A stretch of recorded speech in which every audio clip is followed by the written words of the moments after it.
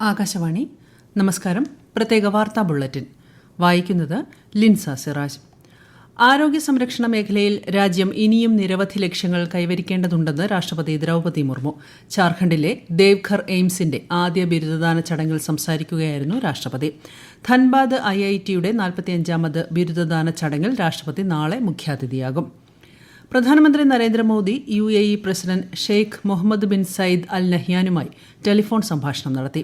ഇന്ത്യയും UAEയും തമ്മിലുള്ള തന്ത്രപരമായ പങ്കാളിത്തം കൂടുതൽ ശക്തിപ്പെടുത്തുന്നതിനുള്ള പ്രതിജ്ഞാബദ്ധത ഇരു നേതാക്കളും ആവർത്തിച്ചതായി പ്രധാനമന്ത്രിയുടെ ഓഫീസ് പ്രസ്താവനയിൽ പറഞ്ഞു. വിവിധ മേഖലകളിലെ ഉഭയകക്ഷി സഹകരണത്തിലെ പുരോഗതിയും വിലയിരുത്തി. ഇന്ത്യൻ ഉൽപ്പന്നങ്ങൾക്ക് അമേരിക്ക ഏർപ്പെടുത്തിയ 25% തീരുവയുടെ പ്രത്യാഘാതങ്ങൾ പരിശോധിച്ച് വരികയാണെന്ന് കേന്ദ്രമന്ത്രി പീയൂഷ് ഗോയൽ. ദേശീയ താൽപര്യങ്ങൾ സംരക്ഷിക്കുന്നതിനാണ് സർക്കാർ മുൻഗണന നൽകുന്നതെന്നും അദ്ദേഹം പാർലമെന്റിൽ വ്യക്തമാക്കി. അതേസമയം വിവിധ വിഷയങ്ങളിൽ പ്രതിപക്ഷ പ്രതിഷേധം ശക്തമായതോടെ ഒന്നിലേറെ തവണ നിർത്തിവെച്ച പാർലമെന്റിന്റെ ഇരുസഭകളും ഇന്നത്തേക്ക് പിരിഞ്ഞു.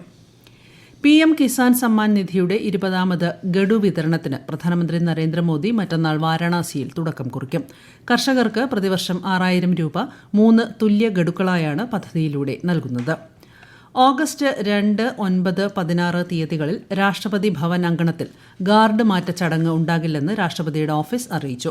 സ്വാതന്ത്ര്യ ദിനാഘോഷങ്ങളുടെ ഭാഗമായി ഇന്ത്യ സന്ദർശിക്കുന്ന രാഷ്ട്രത്തലവന്റെ ഗാർഡ് ഓഫ് ഓണറിനും സ്വാതന്ത്ര്യദിന ചടങ്ങിനും വേണ്ടിയുള്ള റിഹേഴ്സലിന്റെ പശ്ചാത്തലത്തിലാണ് ഈ മാറ്റം. തിരുവനന്തപുരം മുതലപ്പൊഴി മത്സ്യബന്ധന തുറമുഖത്തിന്റെ സമഗ്ര വികസന പദ്ധതികൾ മുഖ്യമന്ത്രി പിണറായി വിജയൻ ഓൺലൈനായി ഉദ്ഘാടനം ചെയ്തു. സഹകരണാത്മക ഫെഡറലിസത്തിന്റെ ഉത്തമ മാതൃകയാണിതെന്ന് മുഖ്യമന്ത്രി അഭിപ്രായപ്പെട്ടു. മുതലപ്പൊഴിയിൽ ആധുനിക സൌകര്യങ്ങളോട് കൂടിയ ഹാർബർ ഒരുങ്ങുകയാണെന്ന് കേന്ദ്ര സഹമന്ത്രി ജോർജ് കുര്യൻ പറഞ്ഞു. ഓണത്തോടനുബന്ധിച്ച് സപ്ലൈകോ വഴി സബ്സിഡി വെളിച്ചെണ്ണ ലിറ്ററിന് 349 രൂപ നിരക്കിലും അര ലിറ്ററിന് 179 രൂപ നിരക്കിലും ലഭ്യമാക്കുമെന്ന് മന്ത്രി GR അനിൽ. ഓഗസ്റ്റ് 25 മുതൽ സെപ്റ്റംബർ 4 വരെ സപ്ലൈകോ ഓണം ഫെയർ സംഘടിപ്പിക്കും. AAY റേഷൻ കാർഡ് ഉടമകൾക്ക് ഓഗസ്റ്റ് 18 മുതൽ സെപ്റ്റംബർ 2 വരെ ഓണക്കിറ്റുകൾ വിതരണം ചെയ്യുമെന്നും മന്ത്രി അറിയിച്ചു.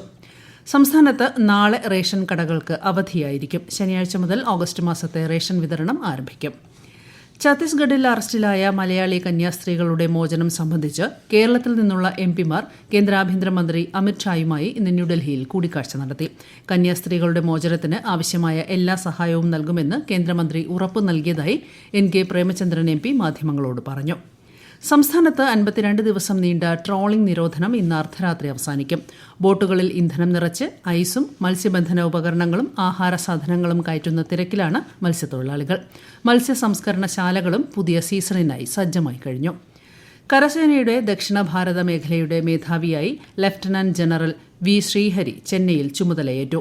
മലപ്പുറം സ്വദേശിയാണ്. രാജ്യത്തിന്റെ വടക്കൻ, കിഴക്കൻ, തെക്കൻ ഭാഗങ്ങളിലും UN ദൌത്യത്തിലും സേവനമനുഷ്ഠിച്ചിട്ടുണ്ട്. Shaurya Chakra award, 31 RR commando സേനാ മെഡൽ, അതിവിശിഷ്ട സേവാ മെഡൽ തുടങ്ങിയവ ലഭിച്ചിട്ടുണ്ട്. പ്രശസ്ത നാടക നടനും ടെലിവിഷൻ അഭിനേതാവുമായ KPAC രാജേന്ദ്രൻ അന്തരിച്ചു. 75 വയസ്സായിരുന്നു. അരനൂറ്റാണ്ടായി നാടകരംഗത്ത് സജീവമായിരുന്ന അദ്ദേഹം നിങ്ങൾ എന്നെ കമ്മ്യൂണിസ്റ്റാക്കി ഉൾപ്പെടെയുള്ള KPAC നാടകങ്ങളിൽ ശ്രദ്ധേയ കഥാപാത്രങ്ങളെ അവതരിപ്പിച്ചിരുന്നു. ഉപ്പും മുളകും എന്ന പരമ്പരയിലെ അഭിനയത്തിലൂടെ ടെലിവിഷൻ പ്രേക്ഷകർക്കിടയിലും ഏറെ ജനപ്രീതി നേടി. പ്രമുഖ മാപ്പിളപ്പാട്ട് ഗായകനും ആകാശവാണി ആർട്ടിസ്റ്റുമായിരുന്ന KMK വെള്ളയിൽ അന്തരിച്ചു. വാർദ്ധക്യ സഹജമായ അസുഖങ്ങളെ തുടർന്ന് കോട്ടയ്ക്കലിലായിരുന്നു അന്ത്യം.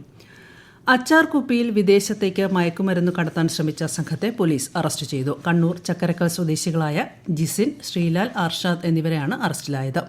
അയൽവാസിയുടെ വീട്ടിൽ ഗൾഫിലേക്ക് കൊണ്ടുപോകുന്നതിനായി എത്തിച്ച അച്ചാർ കുപ്പിയിലാണ് സംഘം MDMAയും ഹാഷിഷ് ഓയിലും ഒളിപ്പിച്ചു നൽകിയത്. സംശയം തോന്നി പാഴ്സൽ തുറന്ന് പരിശോധിച്ചപ്പോഴാണ് കവറുകൾ കണ്ടെത്തിയത്. 2008 മാലേഗാവ് സ്ഫോടന കേസിലെ എല്ലാ പ്രതികളെയും കുറ്റവിമുക്തരാക്കിയ NIA പ്രത്യേക കോടതി വിധിയെ സ്വാഗതം ചെയ്ത് BJP. വോട്ട് ബാങ്കിനായി തയ്യാറാക്കിയ ആസൂത്രിതമായ രാഷ്ട്രീയ ഗൂഢാലോചനയുടെ ഭാഗമാണ് കേസെന്ന് പാർട്ടി MP രവിശങ്കർ പ്രസാദ് ന്യൂഡൽഹിയിൽ വാർത്താസമ്മേളനത്തിൽ പറഞ്ഞു.